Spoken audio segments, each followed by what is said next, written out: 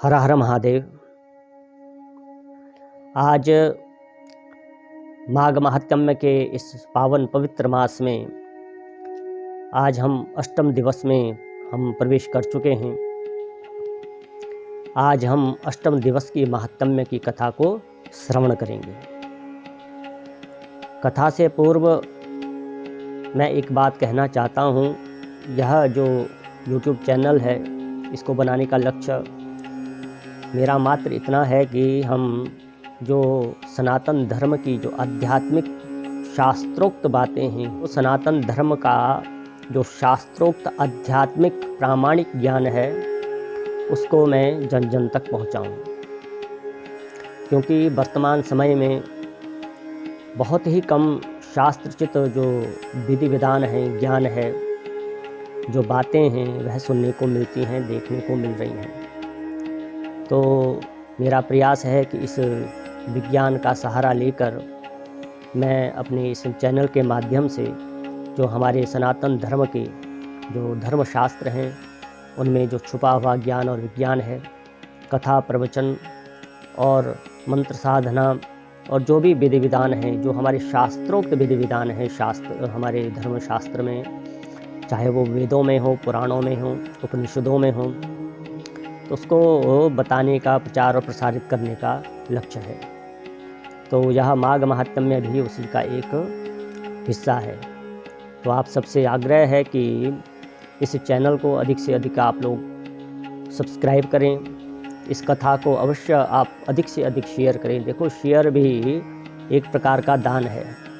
क्योंकि जितना भागवत में तो वर्णन आता है कि आप कहीं कथा में जाते हो और अपने साथ औरों को भी लेके जाते हो, चाहे कथा में जाते हो, तीर्थ में जाते हो, चाहे दान के लिए प्रेरित करते हो, यज्ञ के लिए प्रेरित करते हो, तो वह भी एक प्रकार से दान है। तो उसको अश्वमेध यज्ञ के बराबर फल मिलता है। जो तीर्थों में खुद जाता है लेकिन औरों को भी जाने के लिए प्रेरित करता है, कथा में जाता है, औरों को भी सुनने के लिए अपने साथ में लेके जाता है। तो पुराणों में इसका बहुत बड़ा महत्व है। इसलिए इस कथाओं को भी, इस ज्ञान को आप अधिक से अधिक शेयर करें, ताकि यह एक प्रकार का पुण्य भी है और सनातन धर्म की एक सेवा भी है। और इसको अधिक से अधिक सब्सक्राइब अवश्य करें, लाइक करें और शेयर अवश्य करें। तो आज अष्टम दिवस की कथा में हम प्रवेश कर रहे हैं। कथा से पूर्व सभी लोग भगवान श्रीमन्नारायण का चिंतन करें। ओम शांताकारं भुजगशयनं पद्मनाभं सुरेशं विश्वाधारं गगनसदृशं मेघवर्णं शुभांगं लक्ष्मीकान्तं कमलनयनं योगविद्यानगम्यं वन्दे विष्णुं भवभयहरणं सर्वलोकैकनाथं। नमस्त्वनन्ताय सहस्रमूर्ते सहस्रपादाक्षिशिरोर्बाहवे सहस्रनाम्ने पुरुषाय शाश्वते सहस्रकोटियुगधारिणे नमः। बोलो नारायण भगवान की जय।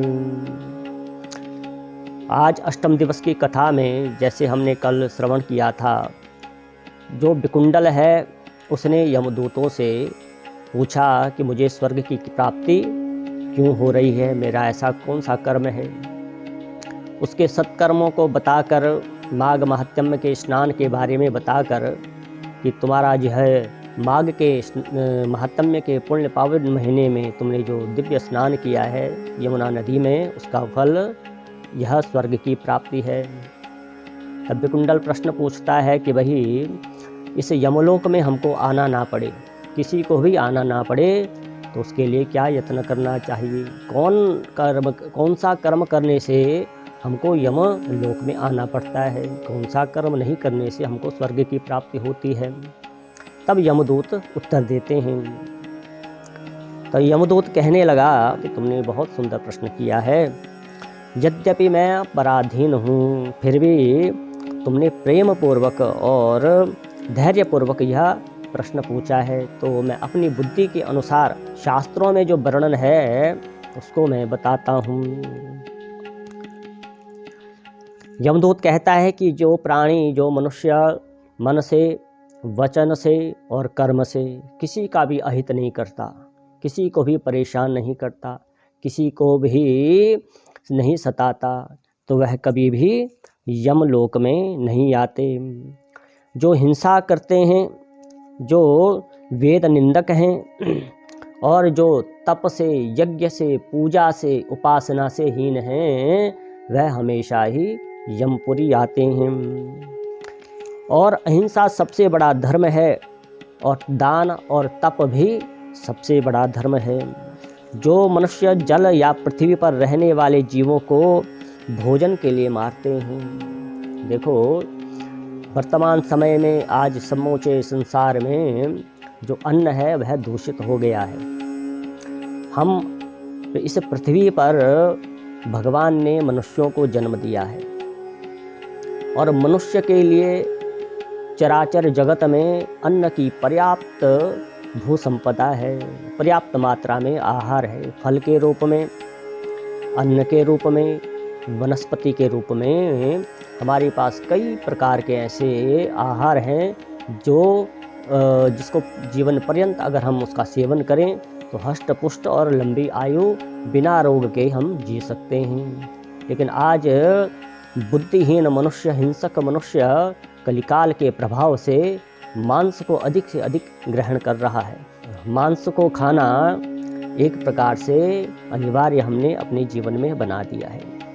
इसलिए हे विकुंडल, जो मांस का सेवन करता है, जो दूसरे जीवों को मारते हैं, वह कालसूत्र नामक नरक में पड़ते हैं और वहाँ पे अपना मांस खाते हैं। देखो, स्कंद पुराण में भी वर्णन आता है कि जब कोई जीव की हत्या करता है और उस जीव को खाता है, तो जिस समय वह हत्या करता है तो उसी समय वह जीव यह निश्चित कर लेता है कि भाई आज इसने मुझे मारा है, इसने मुझे खाया है, इसको मैं कई बार मारूंगा और कई बार मैं भी इसका भक्षण करूंगा।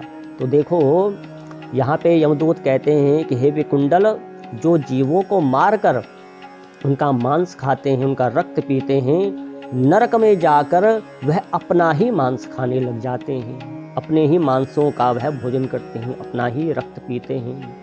अब कई लोगों को वर्तमान में ये लगेगा, हमारे गरुड़ पुराण इत्यादि में भी नरकों का वर्णन है, हर पुराणों में नरक का वर्णन है। देखो, कुछ अधोगतियाँ प्रामाणिक रूप से हमको यही देखने को मिलती हैं, लेकिन हम उसको नहीं जानते, नहीं मानते। देखिए, शास्त्रों में, गरुड़ पुराण इत्यादि ग्रंथों में वर्णन है कि उबलते हुए कढ़ाई में मनुष्य को उबलते हुए तेल में डाला जाता है। जो पीक होती है, मल होता है, मल के उसमें मनुष्य को डाला जाता है नरक में। कई प्रकार के ऐसे नरक हैं जहाँ सिर्फ पीक ही पीक है, मनुष्य उसी पीक में रहता है। कई प्रकार के मल हैं, उसी मल में रहता है, उसी मल का भोजन ग्रहण करता है और अपनी यातना को भोगता है।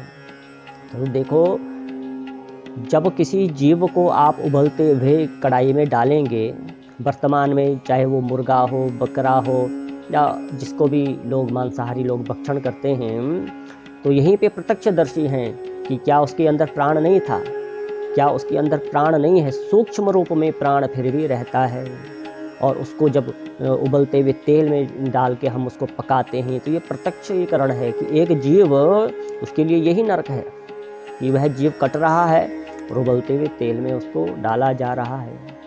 हमारे मल में भी कई प्रकार के जीवाणु होते हैं, कई प्रकार के कीड़े होते हैं। आपने पता ही होगा कि पेट में भी कीड़े होते हैं, तो क्या वो मल के अंदर नहीं है? तो इस प्रकार से असंख्य ऐसे दृष्टांत और दृश्य वर्तमान में हमारे सामने प्रत्यक्ष रूप में घटित होते हैं, देखने को मिलते हैं, लेकिन फिर भी मनुष्य चेतता नहीं है, सजग नहीं होता और मांस खाने पे लगा रहता है। तो ये भयंकर पाप है। यमदूत कहते हैं कि उसको, वह मनुष्य अपना खुद मांस खाने लगते हैं और कालसूत्र नाम के नरक में पड़ते हैं। कीड़े मकोड़े भी उसके मांस को नोच के खा लेते हैं और फिर जब उनका जन्म होता है तो जन्म से वो अंधे बनते हैं, कीड़े बन जाते हैं, लूले लंगड़े बन जाते हैं, दरिद्र बन जाते हैं और किसी भी प्रकार का जीवन में उनको कोई सुख प्राप्त नहीं होता। देखो कई ऐसे होंगे कि जो जन्म से ही अंधे होते हैं, जन्म से ही विकलांग होते हैं, जन्म से ही अपंग होते हैं, जन्म से ही दरिद्र होते हैं। तो जो वर्तमान में हम कईयों को देखते हैं, तो वर्तमान में उसने कौन सा पाप किया? उस जीव ने, जो जीव अभी गर्भ से निकला है, तो उस जीव ने कौन सा पाप किया? इसका अर्थ ये है कि पूर्वादि पूर्व जन्म के जो कर्म, सत्कर्म और दुष्कर्म हैं, वर्तमान में मनुष्य जीवन में आके हमको अनेक प्रकार की नरक की यात्राएं करके और वर्तमान में हमको उसको भोगना ही पड़ता है। तो इसीलिए यमदूत कहते हैं कि हे विकुंडल, इस मन से, वचन से और कर्म से कभी भी कोई अत्याचार, अनाचार, पाप नहीं करना चाहिए। और जो हिंसा नहीं करते उनको किसी भी प्रकार का भय नहीं होता। और जिस प्रकार से सीधी टेढ़ी कोई भी नदियाँ समुद्र में सीधे जाके मिलती हैं, उसी प्रकार का जो धर्म कर्म करने वाला कोई भी मनुष्य हो, कोई भी उपासना मार्ग हो, वह नारायण धाम को ही प्राप्त होता है। इसलिए जो भी गृहस्थी हैं, ब्रह्मचारी हैं और सन्यासी हैं, अपने अपने धर्म का पालन करना चाहिए और जितेंद्रिय रह के उनको ब्रह्मलोक का चिंतन करना चाहिए। जो बड़े बड़े जलाशय बनाते हैं, कुएं बनाते हैं, जो कुओं का निर्माण करते हैं, वह कभी भी यमपुरी नहीं जाते। जिन्होंने इंद्रियों को अपने वश में कर दिया है, उनको भी नरक की यातना नहीं भोगनी पड़ती। जो वेदों का अध्ययन करते हैं, जो यज्ञ करते हैं, हवन करते हैं, दान करते हैं, तीर्थ करते हैं, तो उनको भी यमपुरी नहीं आना पड़ता, वह स्वर्ग को चले जाते हैं। जो युद्ध भूमि में जो शूरवीर मारे जाते हैं, वह भी नरक को नहीं जाते, वह सूर्यलोक को प्राप्त होते हैं। जो अनाथ स्त्री और ब्राह्मण की रक्षा करते हैं और गौ और ब्राह्मण के लिए अपने प्राण त्याग देते हैं, उनको साक्षात वैकुंठ प्राप्त होता है और उनको स्वर्ग के अनेक प्रकार के सुखों से वह लिप्त हो जाते हैं। जो मनुष्य जो लूले लंगड़े, असहाय, अंधे और जो निर्धन गरीब लोग हैं, उनकी अगर सेवा करते हैं तो उनको भी स्वर्ग की प्राप्ति होती है। जो गौ रक्षा करते हैं, कुओं, तालाब, बावड़ी बनाते हैं, वह भी सदैव नरक से मुक्त रहते हैं और स्वर्ग उनको प्राप्त होता है।